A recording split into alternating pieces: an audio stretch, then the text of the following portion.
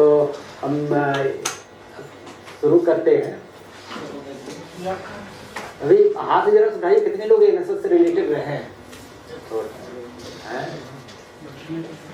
3-4 लोग हैं। पहले नाम है ना? हाँ, कुछ लोग नाम बाई नेम याद रहता है, कुछ लोग फेस तो याद आ जाता है। कभी जैसे मुलाकात हुई है, कहीं निरीक्षण पर गए हैं या ट्रेनिंग में कहीं मुलाकात हो जाता है। बहरहाल हम शुरू करते हैं। टॉपिक तो काफ़ी बड़ा है। हम लोग ऑलरेडी 1.25 घंटा लेट हो गए। एडमिनिस्ट्रेशन में कुछ आप लोग खाने पीने में दिक्कत हो गई, जिसके कारण हम लोग काफ़ी लेट हैं। तो थोड़ा सा हम भी टेक करेंगे, थोड़ा सा आपके वो टी ब्रेक को कर्टेन करेंगे। आधा घंटा के बजाय 15 मिनट, और 10-15 मिनट आगे करके कुछ कोशिश करेंगे जो हमारा है सबके विषय में थोड़ा थोड़ा सा बता दें, जिससे कि आप लोग गो थ्रू हो जाए और अपने से पढ़ करके कोई, क्योंकि आप सभी लोग अब अपर सांख्यिकी अधिकारी के पद पर सुपरवाइजरी लेवल पर हैं। जहाँ कहीं भी होगा, आपके जो भी डीएसपीओ होंगे या डिप्टी डायरेक्टर होंगे, वो आप पर काफ़ी भरोसा करेंगे। आपको काफ़ी काम भी इस तरीके से दे सकते हैं। अगर विभाग का कोई काम आएगा कुछ करने के लिए, कहीं इवेल्युएशन के लिए, कहीं कुछ सर्वे का ऑर्गेनाइज करने के लिए, कुछ मॉनिटरिंग करने के लिए, आपको कुछ न कुछ कहेंगे जरूर, आप ही पर रिलाई करेंगे, आप ही को करना होगा। उसी कॉन्टेक्स्ट में मैं चाहूँगा कि आज चर्चा प्रारंभ करते हैं। और ओके, तो सबसे पहले how to plan a organize a survey. इस पर हम लोग formulation of data requirement to formulate the objective of the survey. First of all, कोई भी सर्वे प्लान करने के लिए डेटा रिक्वायरमेंट, क्या आपकी आंकड़े की आवश्यकता है, उस पर विचार करना जरूरी होता है। वो किससे विचार करेंगे? जिसको नीड है, जो उसका स्टेक होल्डर है, जिसके लिए आप काम करने वाले हैं।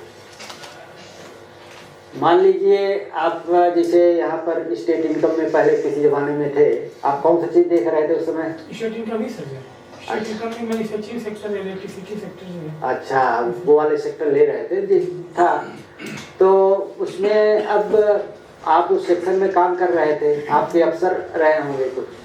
तो जब जगदीश्वर भाई, ये डेटा की कमी की वजह से मेरा जो काम नहीं हो पा रहा है, ये रहता तो बेटर एस्टिमेट बन जाता है। तो उसके लिए, जिनके लिए डेटा, मान लीजिए हम स्टेट इनकम के लिए डेटा बना रहे हैं, तो स्टेट इनकम डिवीजन से पूछना पड़े, भाई आपको क्या क्या चाहिए, कमी क्या है। एज हेडक्वार्टर पर पोस्टिंग में मैं चिल्लाता रहा कि आप लोग बताओ आपको क्या चाहिए। डिपार्टमेंटल सर्वे डिवीजन में मैं था, तो सोचा आप लोग बताओ। कई स्टैटिस्टिकल डे प्रेजेंटेशन में भी अपनी बात हमने रखा, लेकिन ये क्रिटिक्स से ये लोग कभी नहीं बोलते थे कि हमको ये चाहिए। वो भारत सरकार से जो मिल गया उसी पर काम चला दो और आगे आकर के काम है।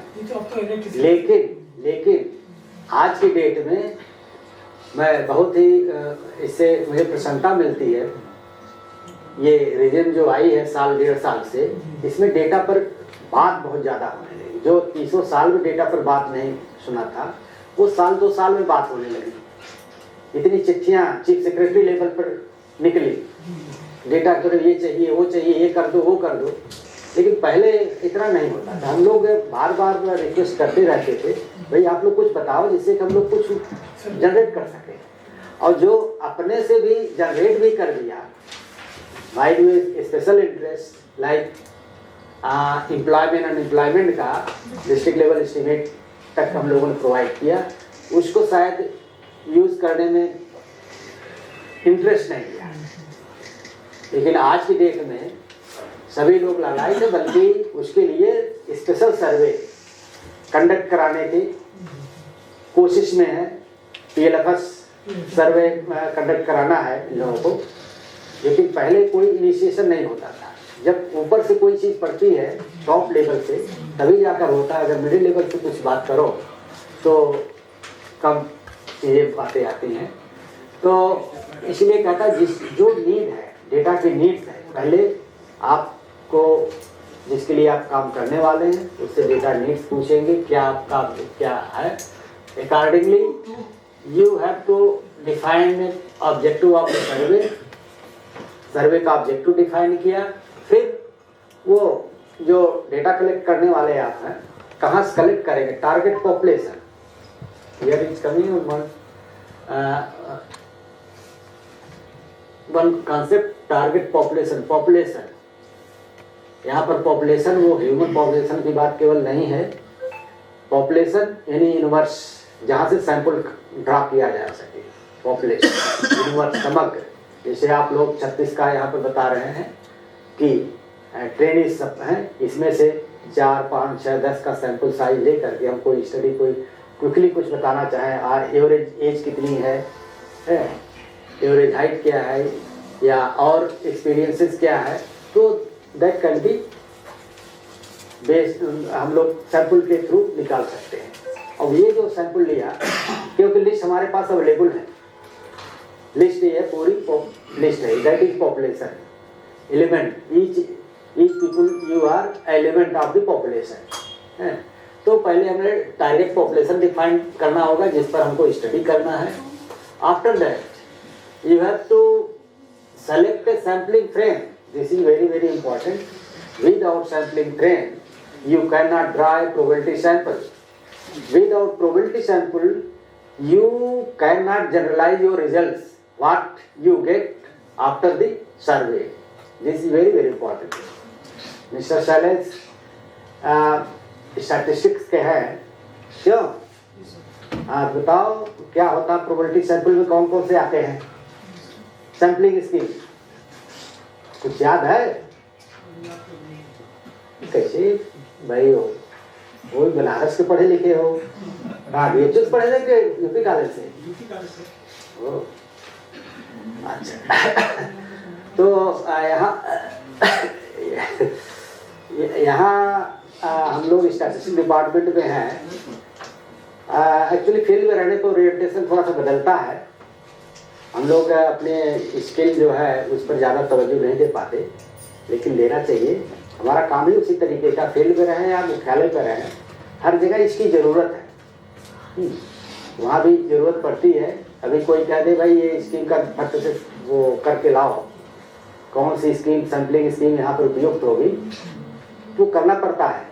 मुझे याद है एक बार मैं अम्बेडकर नगर में पोस्टेड था SDSTO 2006-7 में।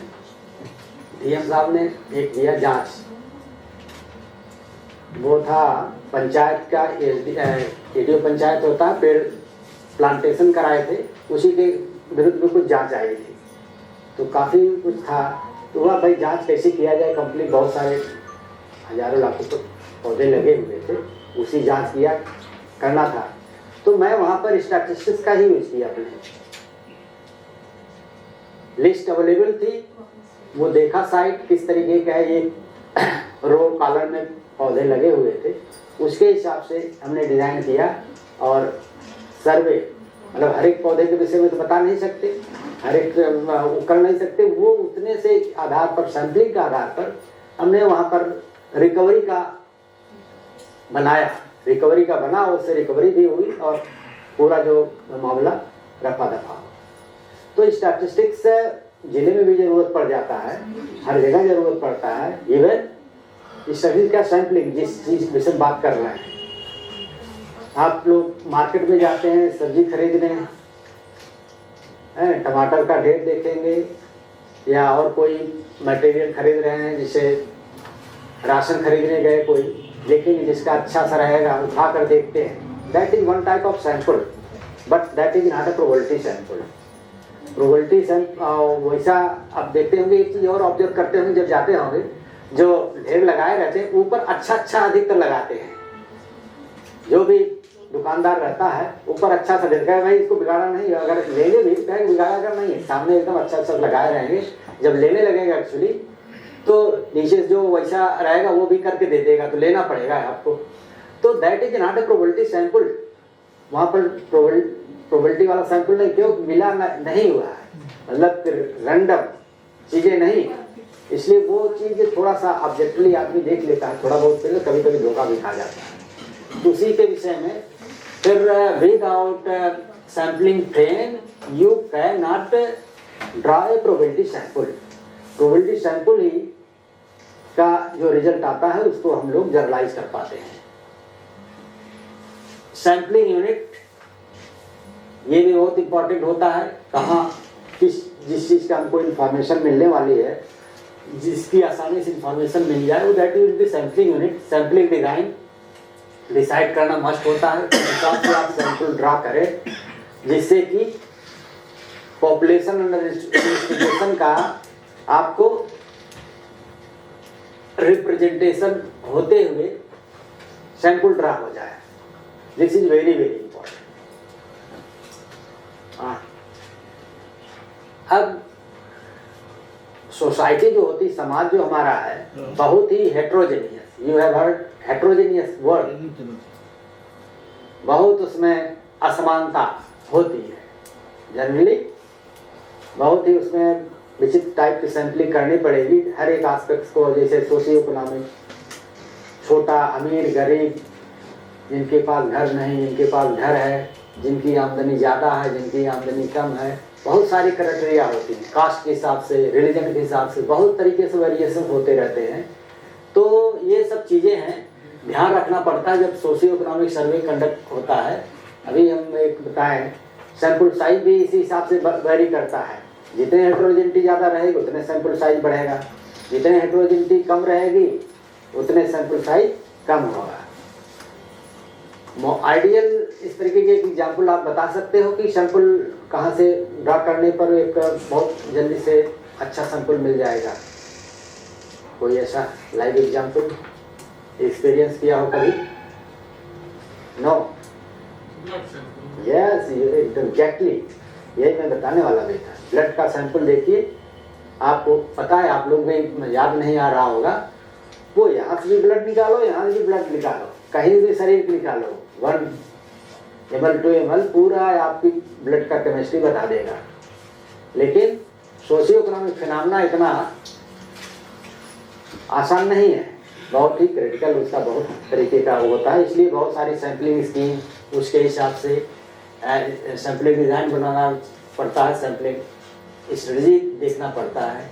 इसके बाद जो भी स्ट्रेटजी बनाइए अनबायस रहना चाहिए, किसी तरफ झुकाव न रहे, न ज़्यादा एस्टिमेट करे न कम एस्टिमेट करे, एकदम जो है एक्चुअल में वही एस्टिमेट करे, that is unbias. Cost consideration, बहुत अच्छी डिजाइन कर दिया, पता चला आपके पास उतनी फंड की अवेलेबिलिटी नहीं है, रिसोर्सेज नहीं है, then how you will implement. तो फंड का कंसिडरेशन भी जरूरी होता है। Fund always taken in account. Reference and reporting period, भाई मोबाइल अपना आप लोग साइलेंट मोड में कर लो, साइलेंट मोड कर लो, अब बजना नहीं चाहिए। रेफरेंस एंड रिपोर्टिंग पीरियड, एक पार्टिकुलर टाइम का ही डेटा हम लोग लेते हैं, ईयर का, लाइक ईयर, मंथ। जैसे लास्ट 1 ईयर का हाउस होल्ड कंज्यूमर एक्सपेंडिचर का जब सर्वे करते हैं, लास्ट 1 ईयर का कुछ आइटम का हम लोग आंकड़ा लेते हैं। 1 ईयर में टोटल कंज्यूमशन कितना हुआ, ऐसे आइटम कौन से होते हैं बताओ जरा सा फट से। पहले एजुकेशन है सर, 1 ईयर की क्लासेस है, ईयर है, हाँ, कुछ चीज़ें का जो है हम लोग, ऑर्नामेंट वगैरह। तो ऑर्नामेंट का साल भर का नहीं, ड्यूरेबल गुड्स का रहते हैं, जो अकेजनली क्लोथेस जो है कि साल में हमेशा हर महीने नहीं खरीदे जाते, ऐसी चीज़ें जो रहती हैं अकेजनली जो खरीदे जाते हैं उनका साल में एनुअल लेते हैं। कुछ चीज़ों को लेना पड़ता है वीकली भी, रिकमेंडेशन है, नहीं तो रिकॉल लैप्सेस होता है, रिकॉल पीरियड ज़्यादा बन जाता है तो डेटा कैप्चर नहीं हो पाता। ऐसे कौन से आइटम हो सकते हैं? खाने पीने, specially vegetables, fruits and vegetables, ये सब चीज़ें डे टू डे आदमी खरीदता रहता है, तो वो उसका ध्यान रखना पड़ता है।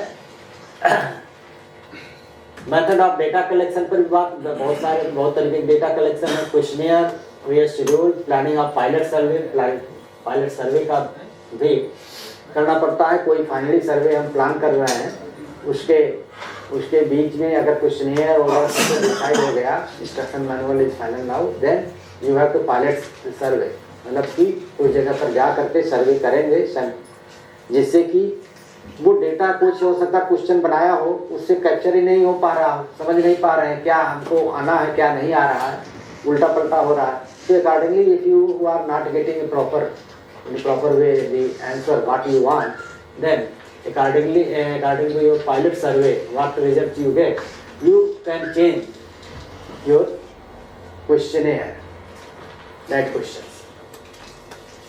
Then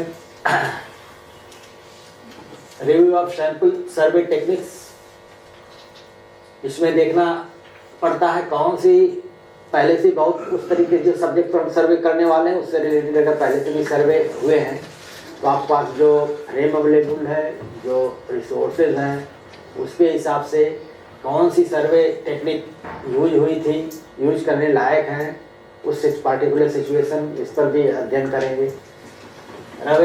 सर्वे प्लानिंग में फ्रेम, जैसा हमने कहा कि फ्रेम बहुत ज़रूरी होता है। फ्रेम में एक एरिया फ्रेम होता है, एक जो है पॉपुलेशन फ्रेम होता है। एरिया फ्रेम जियोग्राफी, कोई जियोग्राफी सेलेक्ट की जाती है। एक लिस्ट फ्रेम होता है। लिस्ट फ्रेम कौन होता है? जैसे एसआई का सर्वे आप लोग कराते हैं, लिस्ट, एक लिस्ट मिलती है, उससे आप लोग सर्वे करते हैं।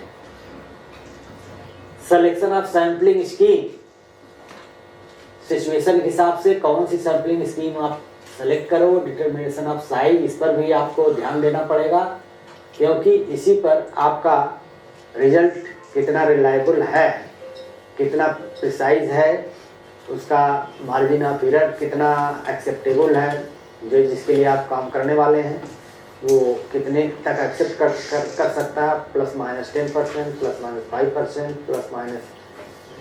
+-2% और +-20%। अकॉर्डिंगली ये आपको सैंपल बढ़ाना घटाना पड़ेगा, जैसा बजट रहेगा, जैसा प्रिसाइज रिजल्ट चाहिए, ये जरूरत पड़ता है। सर्वे प्रिपरेशन, सर्वे पूरी तैयारी, मतलब सर्वे प्रिपरेशन में तैयारी मतलब पहले तो क्वेश्चनेयर वगैरह, इंस्ट्रक्शन मैनुअल, इसके बाद फिर आपको क्वेश्चनेयर की डिजाइन होगा, ये सब होगा। आफ्टर दैट ट्रेनिंग वगैरह की बात आता है, ट्रेनिंग वगैरह, उसके लिए सर्वे पर्सनल वगैरह चूज करना। पोस्ट सर्वे ऑपरेशन, सर्वे के बाद भी काम करना पड़ता। फील्ड स्क्रूटनी, एसएनएसएस कोई है इसमें? यहाँ एसएनएसएस, अपर सांख्यिकी अधिकारी रापरस है, कोई काम किया कभी? है नहीं, कोई नहीं। अपने यहाँ एनएसएस में आप लोग जानते हैं हर एक जिले में एक अपर सांख्यिकी अधिकारी रापरासा नामित होता है हर एक राउंड में। उसका पूरा दायित्व होता है इस शेड्यूल जो डेटा भर के आवे आपके सहायक सांख्यिकी अधिकारी भर के लाएंगे, उसका पूरा परीक्षण करेगा और सर्वे का निरीक्षण भी करेगा। ये काम होता है उसका। कंप्यूटर स्क्रूटनी प्रोग्राम, मल्टीप्लायर्स, अभी बात आएगी, मल्टीप्लायर्स वेरी वेरी इंपॉर्टेंट। इसके कॉन्टेक्स्ट में ये काम एक्चुअली होता है मुख्यालय पर। इसमें आपका जो सुपरवाइजरी काम बहुत मायने रखता है, क्योंकि इसमें एक आता है अंडर एस्टिमेटेड पॉपुलेशन, या जो भी कैरेक्टर अंडर एस्टिमेट कर रहे हैं वो अंडर एस्टिमेट हो जाता है बहुत बार। उसका कारण होता है कि लिस्टिंग जिस चीज़ का हम करने वाले हैं, गाँव में जाते हैं लिस्टिंग करने के लिए, कोई सर्वे इसमें कितने लोग किए हैं? कोई नहीं, 2-3 लोग शायद किए हैं बस। 2005-6 में किया था सर हमने। 5 किया था, अच्छा, इसके बाद मौका नहीं मिला ना। तो कभी जब लिस्टिंग गांव में करने जाते हैं तो ये बार बार इंस्ट्रक्शन एनएसएस में रहता है कि भाई आप कोई भी हाउस मत छोड़ो, स्ट्रक्चर कोई मत छोड़ो, न उनमें उसमें रहने वाले हाउस होल्ड कोई छुड़े, जिससे every structure must be listed. उसका सही रहता है कि एक बनता है इसमें बनता है capital H listed household divided by survey. Surveyed household survey जितना करना वो तो फिक्स हो जाता है सैंपल सर्वे में, वही इतना हम सर्वे करेंगे हर एक गाँव से। लेकिन लिस्टिंग जो करते हैं वो गांव के लेवल पर एक फ्रेम बनाते हैं आप डिफरेंट टाइप का हाउस होल्ड सेलेक्ट करने के लिए। जैसे हाउस होल्ड कंज्यूमर के लिए करना है तो एक लोअर एक्सपेंडिचर क्लास का आ जाए, एक अपर का ग्रुप का आ जाए, मिडिल का आ जाए, तीनों तरीके का आ जाए, जिससे कि हो जाए उस पर, तभी जाकर आंकड़े का एनालिसिस हो जाएगा। मान लीजिए हम कहते हैं कि एम्प्लॉयमेंट अनएम्प्लॉयमेंट का सर्वे करने वाले हैं, तो उसमें एम्प्लॉयमेंट अनएम्प्लॉयमेंट में के लिए एजुकेशन बहुत इम्पॉर्टेंट रोल अदा करता है। अगर अनएजुकेटेड लोग हैं ज़्यादा तो कैजुअल लेवल तरफ बढ़ेंगे और सब तरीके से। तो एजुकेशन मान लीजिए जो एजुकेटेड है, हाई स्कूल पास हैं, या जो हाई स्कूल ऊपर हैं, उनका अलग एक क्राइटेरिया रहेगा। दोनों तरीके के सैंपल जब आएंगे तभी जाकर प्रॉपर तरीके से क्या लेबर फोर्स का क्या डिमांड उनकी है वो सब निकल के आता है। तो वो चीज़ गांव के लेवल पर जब बनाते हैं, लिस्ट करते हैं हाउस होल्ड, और सर्वेड हाउस हमारा फिक्स है, तो capital H divided by small H ये टर्म आता है। तो capital H is variable and small H is fix. Now if capital H is less than estimate will be lower, if that is higher then estimate will be higher side। Actually जो actual रहे उसके बहुत सारे capital as बढ़ने घटने का कारण होता है। एक कारण तो ये होता है हम लिस्टिंग के टाइम पर कुछ हाउस होल्ड को छोड़ देते हैं लिस्टिंग का। एक कारण ये भी हो जाता है कभी कभी कि गांव में होता है कि अपने उससे इज्जत से जोड़ के चलते हैं कि मान लीजिए आजकल एक प्रचलन हो गया, बच्चे की शादी हुई तो कहते भैया तू अपना देख, हम जो है अपना देखेंगे, तू काम धाम नहीं करता, अपना तू देखो हम अपना देखते हैं। ये भी चलता, डिजोल्यूशन ऑफ हाउस होल्ड हुआ रहता है, लेकिन उसको मानते नहीं, दिखावे के लिए बाहर लेंगे, जबकि उनका अलग अलग चूल्हे जल रहे हैं, खर्चा वर्चा हिसाब अलग हो रहा है, ऐसा प्रिवेल करता है, लेकिन बताते नहीं। तो उसके कारण भी एक है, अगर जहाँ 2 हाउस होल्ड 3 हाउस होल्ड बन रहे तो वहाँ पर एक दिखाई दे दिया, ज़्यादा प्रूव आपने नहीं किया, तो ये भी कारण हो सकता है। उधर छूट गया, लिस्टिंग के टाइम पर छूट गया है। तो ये सब कारण होते हैं जिसके कारण नंबर ऑफ हाउस होल्ड ऊपर कम हो जाते हैं, तो एस्टिमेट का पर प्रभाव पड़ता है। तो ये मल्टीप्लायर में रिपोर्ट राइटिंग का बात इसके बाद आता है, जब डेटा पूरा हो जाता है, उसकी टेबुलेशन हो जाती है। That is also done at quarter level in NSS survey. NSS is large scale survey, SI is also large scale sample survey, and using sampling, quota sampling, etc. ये सब चीजें होती हैं। Sample, what is sample? Sample के सब नाम सुना, अभी चर्चा हो रही थी। सैंपल ले लो भाई, जब ब्लड कलेक्शन के लिए आता तब पर भी सैंपल करते हैं और हर जगह सैंपल की बात करते हैं। तो सैंपल जो होता है उसके विषय में आप जानिए। Population, what mean by population? Population कोई बताइए, आवाज थोड़ा तेजी करिए भाई, आप बताओ, आप हाँ बताइए। Population, what is mean by population here? Population sir वही जो फ्रेम में जो सिलेक्ट करेंगे उसी पॉपुलेशन को हैं, उसी पॉपुलेशन पर सर्वे करेंगे, उसी पॉपुलेशन का। पॉपुलेशन का सर मतलब ये है कि हमें सर्वे किस चीज का करना है। कवरेज एरिया से सब्जी लेने जा रहे हैं तो वही मेरे लिए पॉपुलेशन हो गया, उसमें सैंपलिंग करेंगे। हाँ, मतलब जो है सब्जेक्ट, जो है स्टडी का विषय जो है वही उसका पॉपुलेशन होता है, जहाँ से उसको ड्रा करना है। मतलब कि केवल ह्यूमन पॉपुलेशन की बात यहाँ पर नहीं है, यहाँ पर क्लेरिफाई हम करना चाहेंगे। ह्यूमन पॉपुलेशन हो सकती है, लाइव स्टॉक पॉपुलेशन हो सकती है, इंटरप्राइज पॉपुलेशन हो सकती है, तरह तरह की पॉपुलेशन हो। पॉपुलेशन डिफाइन जियोग्राफी के हिसाब से किया जा सकता है, डेमोग्राफी के हिसाब से किया जा सकता है, बहुत तरीके हैं डिफाइन करना। That depends on your objective of study. ठीक है, तो पॉपुलेशन एलिमेंट होता है। पॉपुलेशन एलिमेंट मतलब जो मेंबर, ईच मेंबर, जैसे आप लोग हैं ये पॉपुलेशन 36 लोगों का है, यहाँ सैंपल ड्रा करना है, मेंबर है, ईच एलिमेंट, ये हर एक व्यक्ति जो है इसके एलिमेंट हुए।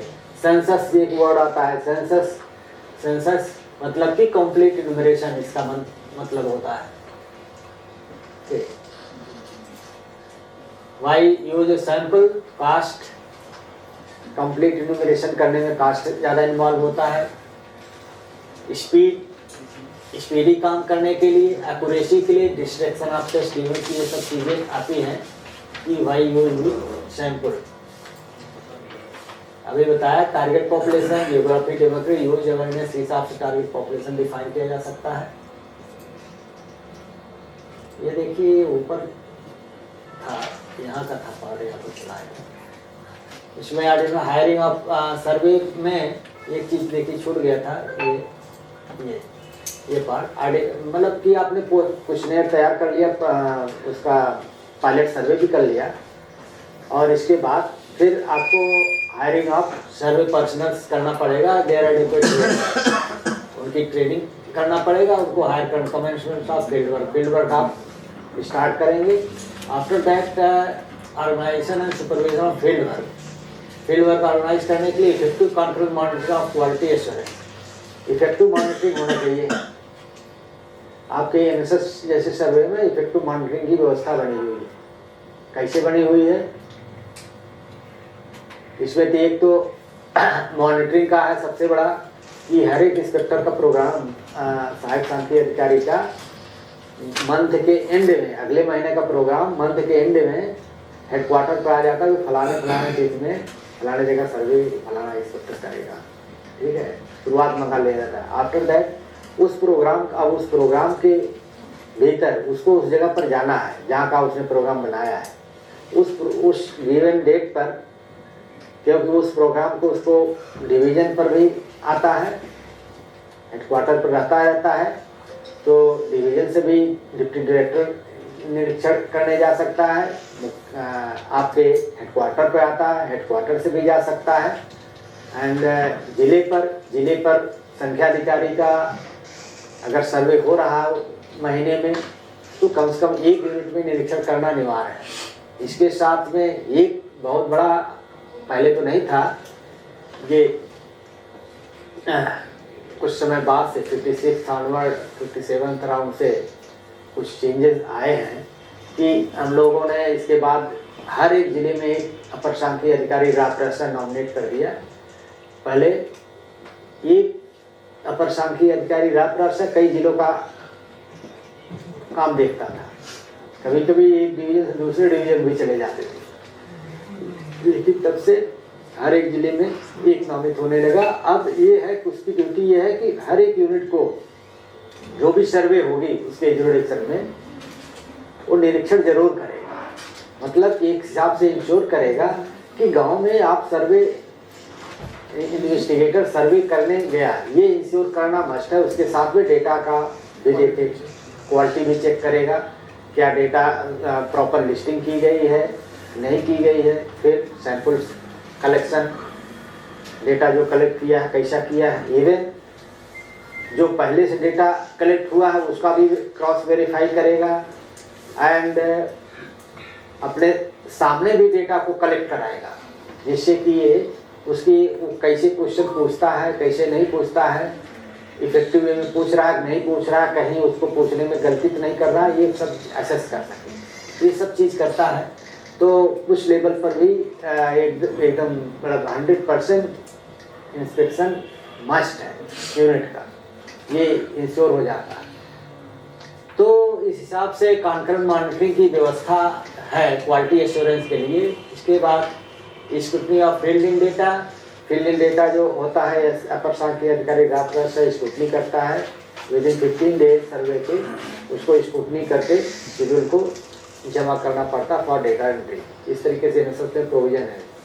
अगर स्क्रूटनी के टाइम पर उसको लगता है कि कोई गड़बड़ सड़बड़ हुआ है तो चाहे तो वहाँ पर जा करके फिर से देख भी सकता है, ऐसा नहीं, मतलब कि क्वालिटी एश्योरेंस के लिए।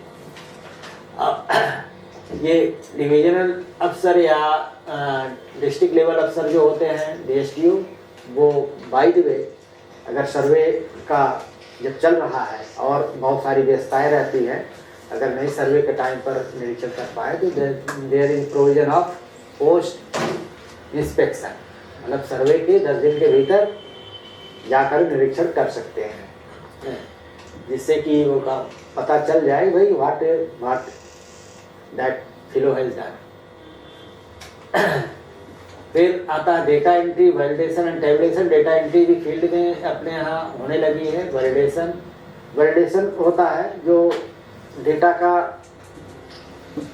की करेक्टनेस रहती है, उसके हिसाब से जो टर्म्स एंड कंडीशन उस पर लगाए गए हैं उसको फॉलो डेटा कर रहा कि नहीं कर रहा। मान लीजिए एक महिला का एक 15 ईयर लिख दिया, उसको 3 चिल्ड्रेन लिख दिया गया, that is not impossible event. तो ऐसा वो गलती से लिखा है, तो ऐसी चीजें अगर है तो तुरंत आदमी दैट इज वैलिडेशन चेक, इस तरह के चेक्स लग जाते हैं भाई, जैसे कि गलती ना हो। तो इसी तरीके और भी ऐसे कंजम्पशन एक्सपेंडिचर का रहता है। नमक का कंजम्पशन बहुत एग्जाम्पल आता है, महीने में 1 किलो 2 किलो ज़्यादा नमक, 10 किलो नमक किसी घर में थोड़ी खपत होगा, क्यों बताइए, संभव नहीं है ना। तो अगर ऐसे आ गया कहीं का डेटा में लिख दिया गलती से 1 के साथ में 0 भी ऐड हो गया, तो सब चीज़ें दैट कम्स अंडर वैलिडेशन। मतलब डेटा जब वैलिडेट किया जाता है तो उसे चेक्स लगाए जाते हैं, जिससे कि पता चल जाए भाई ये फिजिबल नहीं है, तो उस पर वो किया जाता है। और एक चीज़ और रहता है, आप लोग देखते होंगे प्राइस का डेटा आप लोग कलेक्ट करते हैं, इसमें से कुछ लोग हैं कि नहीं, उसमें भी आता है, देखते होंगे कि 10% वो चेक 10% से नीचे ऊपर रहता है, कोई तुरंत आता भाई आपने कुछ गड़बड़ किया, चेक तुरंत आया, इधर आता है भाई। लेकिन कई मामले में मैं कानपुर डिवीजन में था 6 साल 17 से 23 जून के भीतर जो है अप्रैल तक, तो कभी कभी कहते साहब जबरदस्ती हमको वो चेंज करने के लिए वहाँ से बोलते हैं मुख्यालय वाले, तो लोग आकर के बात चेंज कर देते हैं। हम कहते नहीं ऐसा मत करो, कतई मत करो। If you are confident that you have collected properly data then don't change. If anyone कहेगा आप जाकर चेक कर लो ना भाई, आपका नंबर देता हूँ दुकानदार का, तो आप जाकर चेक कर लो। तो उतना कॉन्फिडेंस अपने पास कॉन्फिडेंट रहना चाहिए, तभी जाकर आप कर सकते हो, अदरवाइज नहीं। अगर आप फील्ड में गए हुए नहीं हो, वहाँ ये भी देखा जाता है बहुत सारी जगहों पर लोग ये प्राइस का डेटा कलेक्ट करने कुछ जगह जाते भी नहीं। 2-3 महीने में एक जगह जो ब्लॉक वाइज कलेक्ट होता है उसमें तो स्पेशली एक ही डेटा पता चला सालों साल अपना लगाए हुए हैं, जबकि चेंजेस समय के हिसाब से होता रहता है कुछ बहुत सारी चीज़ों में। तो अगर वो उस तरह की गलती कर रहा है तो वो पकड़ में आ जाती है। तो ये सब चीज़ें वैलिडेशन में आता है। 10% प्लस माइनस लगा दिया किसी चीज़ में, 10% क्या 20% भी वेरिएशन हो सकता है। कोरोना काल में अगर 100 टाइम्स कुछ चीज़ों के दाम बढ़ गए थे। हाँ, लहसुन का रेट अब 10% की बात करेंगे तो कहाँ से चलेगा भाई। 100-150 किलो रुपए जो रहता था तो 400 रुपये किलो है। तो वो मतलब कि प्रैक्टिकल फील्ड में क्या है, वो तो जनरल चेक लगाया है भाई, जनरल वे में ये है। लेकिन that some things are exceptional पर हम लोग बात नहीं करते, उसके लिए आपको जस्टिफिकेशन अपना देना पड़ेगा भाई, ये चीज़ें इसके कारण ये बड़ा घटा हुआ है। हाँ, random sampling, precision of consideration, non sampling error, design error. ये जो रैंडम सैम्पलिंग एरर मतलब कि जो सैंपल आपने ड्रा किया, कंप्लीट न्यूमेरेशन नहीं किया, उसके कारण जो एरर्स होती हैं वो ट्रांसलेशन ये हो सकता है। नॉन सैम्पलिंग एरर जो डिजाइनिंग करने में हमने गलती की है, ट्रेनिंग प्रॉपर नहीं किया है, या अपने इन्वेस्टिगेटर की कह सकते हैं कि जो ध्यान से सर्वे का डेटा नहीं कलेक्ट किया है, कुछ गलत पर कर लिया है, that comes in non sampling error. इस पर हम लोग चर्चा कर ही लिए थे।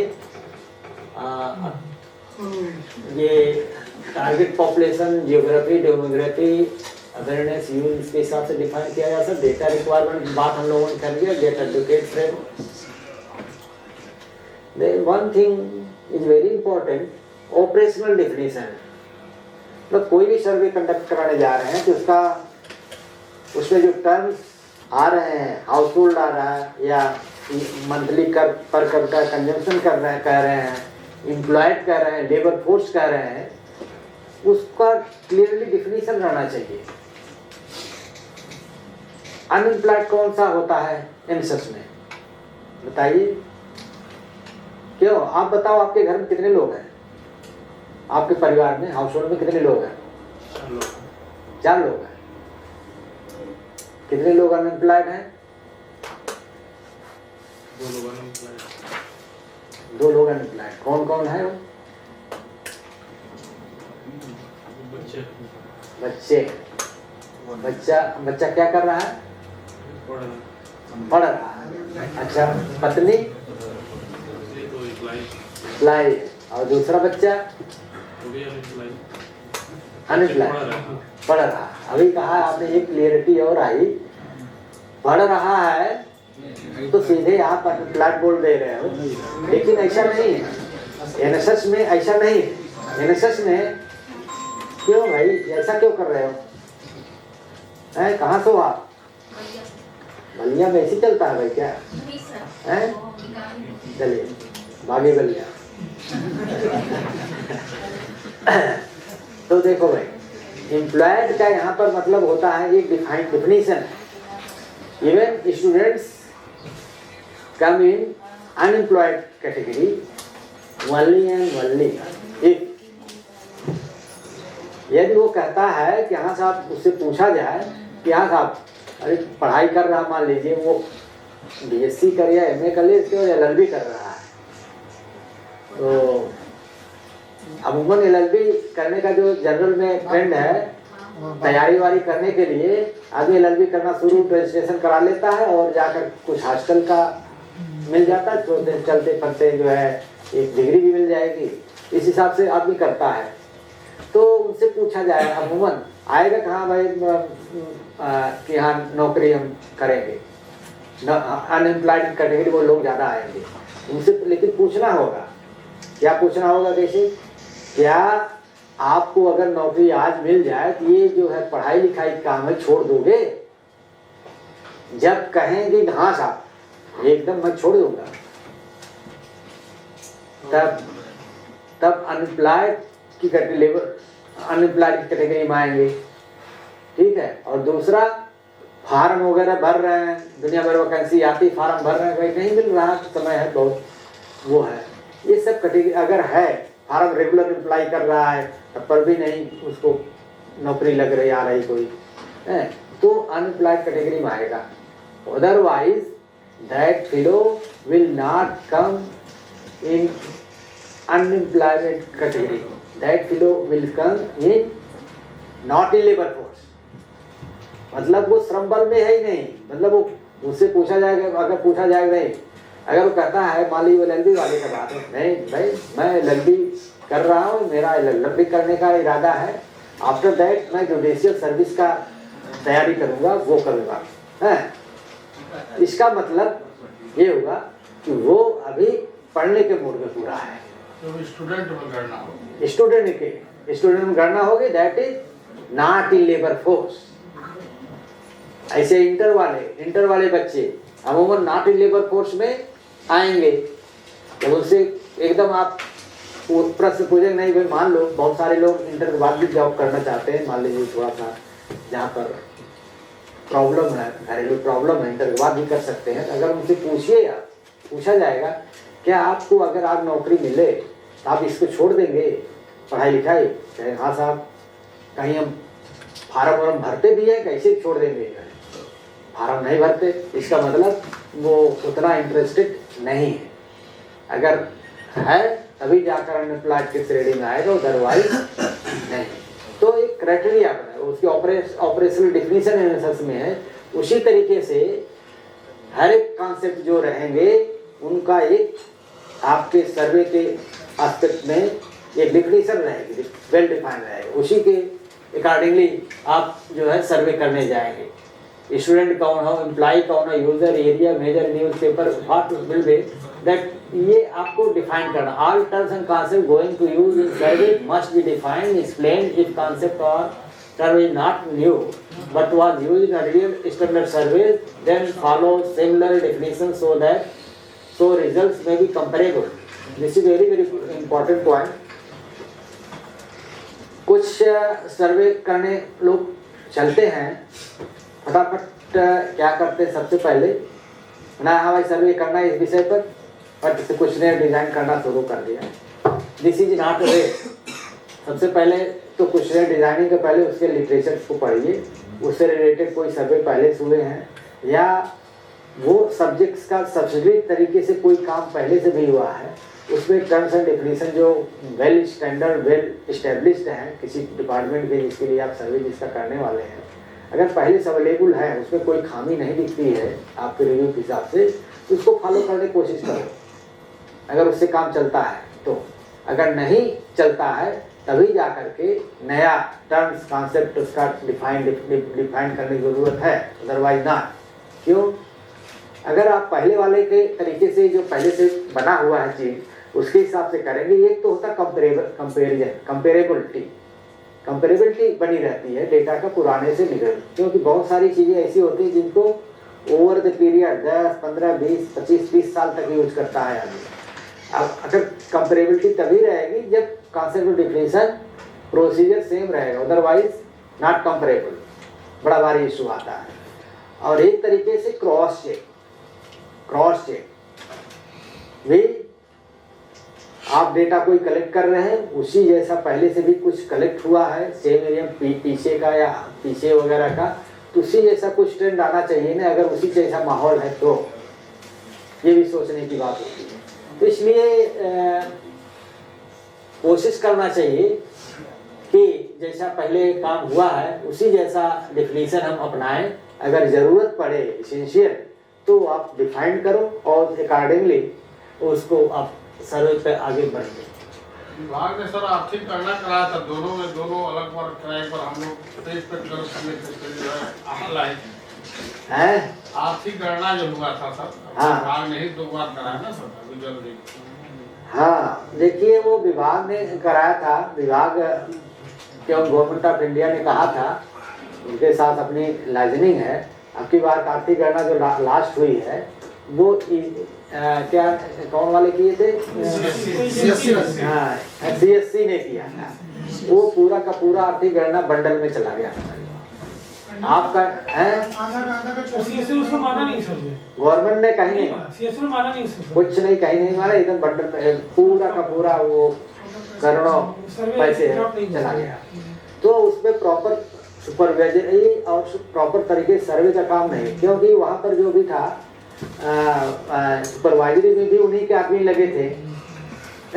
अब वो ऐसा गए थे नहीं, अपना फटाफट ऐप पे डाल दिया। अब आप लोगों जो काम था वो भी पता ही नहीं चला कब वो गए, फट से वो खत्म हो जाता था, पता नहीं। बहुत ही हमारे यहाँ भी ऐसे ही हुआ था, मैं कानपुर डिवीजन में था, लोग कुछ पता नहीं चलता था, ऐसे कुछ हुआ, एकदम पूरा का पूरा सर्वे गड़बड़ हो गया। तो सुपरवाइजरी और कॉन्सेप्ट डिफिनेशन अगर समझ नहीं, वो नए लोग ऐप वाले 10 के लड़के सब श्रावस्ती में हम 10 के लड़के सब कर रहे हैं। हाँ यही होता है ना, ये वो कर रहे हैं सीए और बीडीएस और क्या कुछ नहीं भाई, इसीलिए बहुत बताया थे भाई, बताओ ज्यादा। वगैरह का क्या प्रोसीजर होता है वो भी लोग पता नहीं, बेसिक कॉन्सेप्ट नहीं पता, अब ना उसको दिलवाना चाहे। भाई मान लीजिए डिपार्टमेंट के लोगों को उसमें क्लोजली इन्वॉल्व करते तो हो सकता था कुछ होता, लेकिन वो पूरी का पूरी तरीके से हाईजेक हो गया था प्रोजेक्ट ही, जिसके कारण जो है दिक्कत हो गई, उसका डेटा यूजेबल नहीं। तो कॉन्सेप्ट और डिफिनीशन और उसमें जो सर्वे पर्सनल जो उसमें सुपरवाइजरी है, that plays vital role in any project, बहुत इंपॉर्टेंट रोल अदा करते हैं, बिना उनके काम आगे नहीं होता है। एक्सपीरियंस बहुत मायने रखता है। आप लोग एक्सपीरियंस भाई 10वीं साल से एक ही फ्रेम में काम कर रहे हैं, कैसे लिस्टिंग किया जाता है, गांव में हेमलेट कैसे होते हैं, कैसे हेमलेट ग्रुप बनता है, क्या होता है, कैसे आप नॉर्थ वेस्ट कॉर्नर से जाएंगे लिस्ट, ये सब प्रोसीजर आपको पता है। अब वही चीज अगर एकदम न्यू आदमी को कहेंगे तो भूल जाएगा, आप वो किताब में रख कर जाएगा तो नहीं याद रहेगा। अब जैसे हम अपना हम तो 30 साल से इसी फील्ड में लगे रहे, तो हमको पता है भाई फलाने जगह होता, बिना कुछ देखे भी हम बहुत सारी चीजें बोल सकते हैं, लेकिन उसको कंफर्म करने के लिए उसका इंस्ट्रक्शन मैनुअल जरूर देखने की कोशिश करें। भाई हो सकता है इफ एनी चेंजेस, तो उसके हिसाब से कंफर्म आदमी करके तब जाकर बोल, लेकिन वैसे तू बोल देगा। लेकिन उनके पास इस तरीके से कैपेबिलिटी, एक्सपर्टाइज में कुछ नहीं था। ये गवर्नमेंट लेवल का बहुत बड़ा क्वेश्चन मार्क था डिसीजन लेना कि प्योरली CSC को दे देना। That was very questionable question. तो ऐसे में दिक्कत हो जाती। और उसकी वजह से आगे का जो हमारा सर्वे वगैरह है उसकी फ्रेम बनाने में, जो आर्थिक गणना से बेस्ड फ्रेम है, सर्वे होते हैं, तो फ्रेम के लिए कोई सैंपल सर्वे करना पड़ता है। अगर आर्थिक कार्यकलाप से संबंधित, इंटरप्राइज रिलेटेड उद्यमों से संबंधित हमें क्या नाम है कि एक फ्रेम जरूरत पड़ती है। इस समय वर्तमान में आर्थिक गणना का 2013 वाला फ्रेम वही और कुछ नहीं। List of all units people that could be represented sample, नया कोई फ्रेम में सैंपलिंग फ्रेम इनर एक चीज होता है। कुछ डुप्लीकेट कर दिए जाते हैं, वही नाम बार बार आ जाए, वही इंडस्ट्री का बार बार आ जाए, वो चीज होता है। और कुछ चीजें हो सकता है छोड़ दिया हो, कंप्लीट कवर न किया हो, दैट सैंपलिंग फ्रेम इनर। पुरानी फ्रेम हो गई है तो वो भी इशू करेगा। फ्रेम को लिस्ट से क्रिएट किया जा सकता है, जैसे सेंसस लिस्ट, सेंसस में जो है लिस्ट ऑफ विलेजेस जो है district wise, state wise, geography, multi state, ये थ्रू आउट टाइम भी फ्रेम क्रिएट किया जा सकता है। ये सब frame is very very important. Without proper frame you can not draw a sample survey which can be replicated, which results can be replicated, मतलब उसको यूनिवर्सलाइज किया जा सकता है, ऐसा नहीं किया जा सकता। केवल इस टाइप के सर्वे ऐसे करेंगे तो पार्टिकुलर एरिया के लिए ही केवल आते हैं। अब इसके बाद आप लोग चाहे